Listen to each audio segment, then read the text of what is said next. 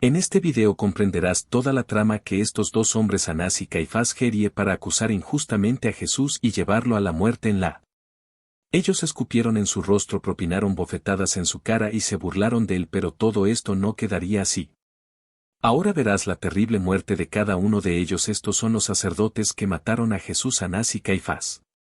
Ante esas figuras siniestras que acusaron y condenaron a Jesús, Anás y Caifás, los sacerdotes de poder inimaginable, y el destino de estos dos personajes siniestros que les ocurrió.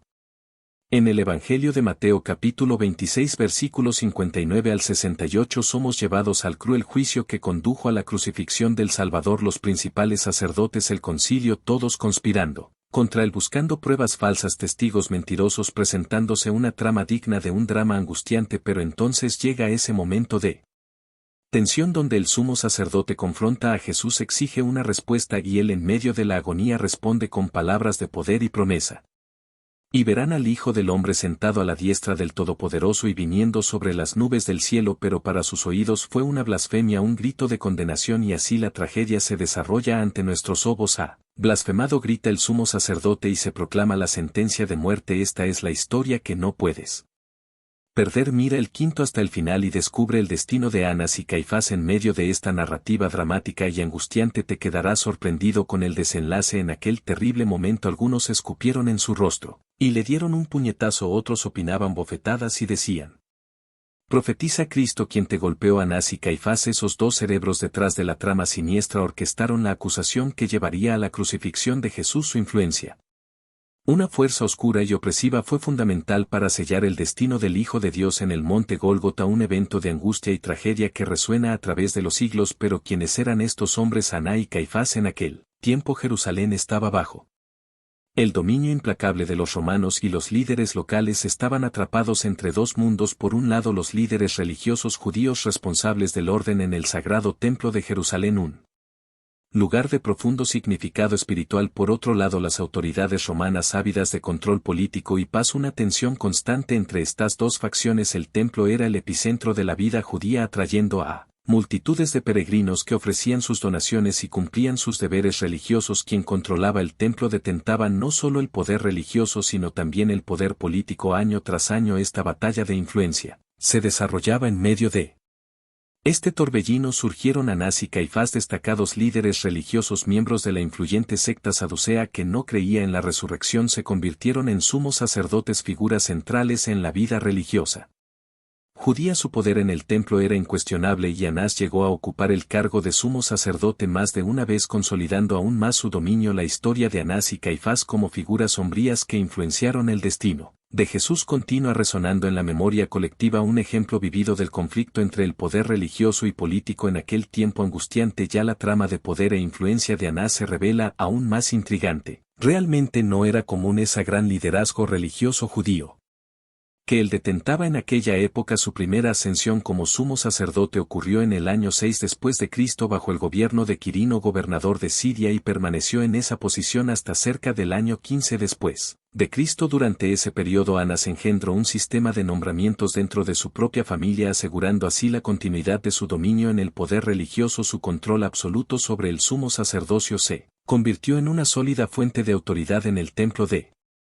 Jerusalén. Allí supervisaba rituales, administraba sacrificios y hacía cumplir las leyes religiosas. Su posición no se limitaba al ámbito religioso. Anás se convirtió en una figura política destacada, ya que el templo era un centro de poder y control en la sociedad judía. Además, controlaba el lucrativo impuesto del templo y el cambio de monedas. Mientras tanto, Caifás, de manera intrigante, selló una alianza familiar al casarse con la hija de Anás. Ambas familias eran conocidas por su riqueza y formaban parte de la alta sociedad de la época. Caifás asumió el cargo de sumo sacerdote alrededor del año 18 después de Cristo y con ello tomó las riendas del templo de Jerusalén y de la comunidad judía en su conjunto. La relación entre Anás y Caifás es fascinante y revela una conexión profunda. Aunque Anás ya no ostentaba el título de sumo sacerdote, su influencia permanecía innegable. El matrimonio de Caifás con la hija de Anás creó una especie de dinastía sacerdotal que continuó ejerciendo un control sustancial sobre los asuntos religiosos y políticos en Judea. Esta saga de poder e influencia es verdaderamente digna de una narrativa angustiante y dramática. Una de las apariciones más destacadas de Caifás en la Biblia está intrínsecamente ligada a la Siniestra trama para matar a Jesús. En el Evangelio de Juan en el capítulo 11 presenciamos el asombroso momento en que Jesús realiza el milagro de resucitar a su amigo. Es un momento de profunda fe y asombro. Sin embargo, la noticia de este milagro se propaga y aquellos que son testigos del poder de Jesús quedan divididos. Algunos creen en él, pero otros, motivados por intereses oscuros, buscan a los fariseos para informar lo que han presenciado.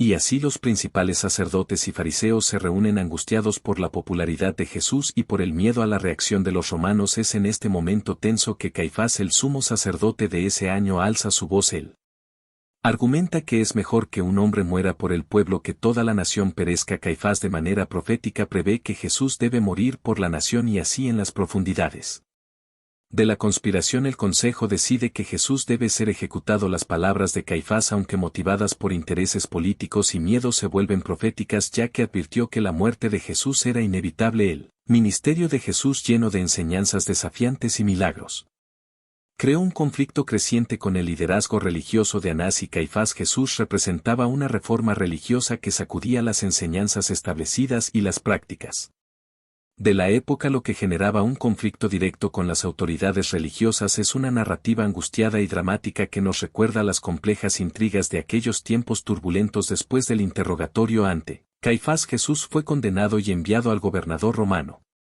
Poncio Pilato para ser juzgado y ejecutado. Como vimos al principio de este video, la hostilidad hacia Jesús era profunda y muchos judíos no creían en él, lo que llevó a este destino sombrío. Sin embargo, después de la resurrección de Jesús, Caifás se enfureció y se negó a aceptar la evidencia de que Jesús estaba vivo. Esto desencadenó una persecución feroz contra los primeros cristianos. Caifás arrestó a Pedro y a Juan y más tarde participó en la muerte de Esteban.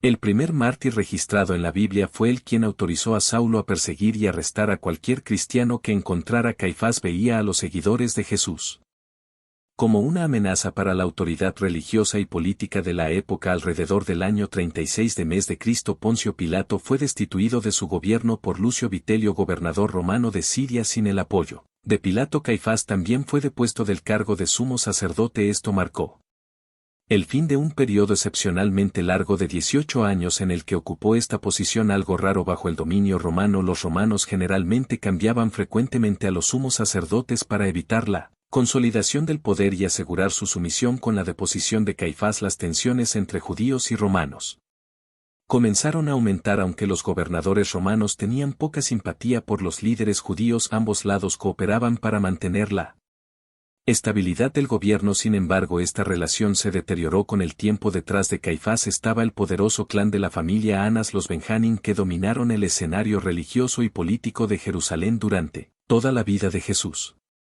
La memoria de esta familia es la de un grupo voraz que utilizaba intrigas, presiones y maquinaciones para monopolizar las posiciones más influyentes y lucrativas en el templo. Una historia de poder, intrigas y rivalidades que resuena a través de los siglos en medio de una narrativa angustiante y dramática. No año 30, Jonatán, hijo de Anás y cuñado de Caifás, desempeñaba un papel destacado como el jefe del clero, supervisando el culto y controlando la seguridad en el templo.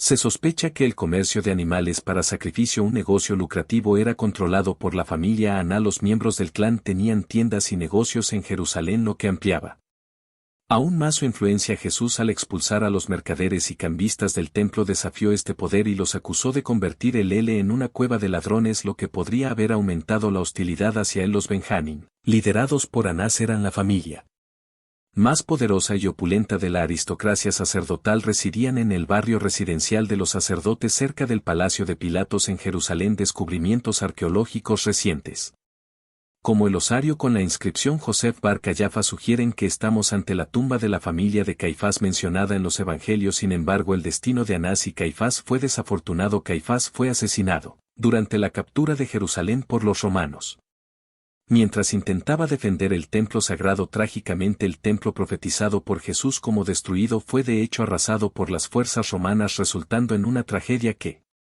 Flavio Josefo describió como una de las mayores de la historia. La destrucción de Jerusalén y del templo fue vista por algunos teólogos judíos como un castigo divino debido a la arrogancia y al odio que se habían infiltrado en la sociedad judía de la época. El relato que compartes nos recuerda el profundo perdón de Jesús mientras estaba en la cruz, pronunciando palabras de amor y compasión: Padre, perdónalos porque no saben lo que En Lucas 2334 este mensaje de perdón y compasión resuena hasta nuestros días como un poderoso ejemplo de amor divino fascinante y angustiante. Toda esta narrativa nos hace reflexionar sobre los eventos tumultuosos de aquel tiempo y la influencia de figuras poderosas como Anás y Caifás. La tragedia que se desarrolló es verdaderamente angustiante y dramática. Las vidas de Anás y Caifás, los altos líderes religiosos de la época, tuvieron finales infelices y estuvieron envueltas en eventos catastróficos. Caifás encontró su destino durante la captura de Jerusalén por los romanos mientras defendía el templo sagrado. El templo que Jesús profetizó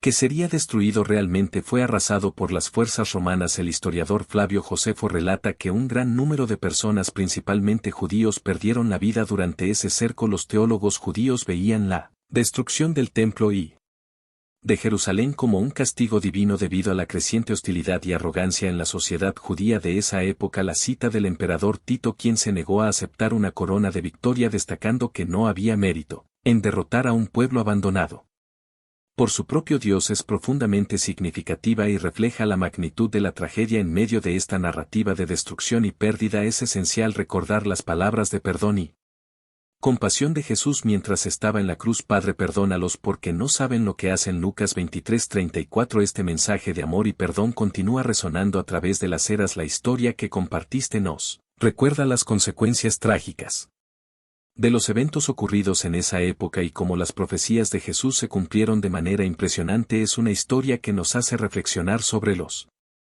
acontecimientos cruciales de la historia de la humanidad y sobre el poder del perdón y la compasión incluso en las situaciones más sombrías. El destino de Aná, el hombre influyente de la familia Aná, permanece envuelto en misterio y tragedia. Las historias que compartiste sobre él y su familia son verdaderamente intrigantes. Según un historiador del siglo, Plinio, Anás era considerado el hombre más afortunado ya que tuvo 5 hijos y cada uno de ellos alcanzó el cargo de sumo sacerdote de Dios. Incluso Anás disfrutó del privilegio de ser sumo sacerdote por un tiempo. Sin embargo, estas conquistas pueden haber sido vistas de manera controvertida, como indicaba el Talmud, que maldecía a los hijos de Anás y destacaba sus posiciones de poder e influencia, así como su participación en acciones reprobables. Algunos textos de la tradición y los costumbres de la primera comunidad cristiana afirman que Anás murió de manera trágica y perturbadora golpeándose la cabeza contra las paredes al darse cuenta de su papel en la conspiración para matar al Mesías. Es una historia oscura y misteriosa que arroja luz sobre los altos líderes religiosos de la época y sus complejas relaciones con eventos cruciales de la historia. Hasta el próximo video.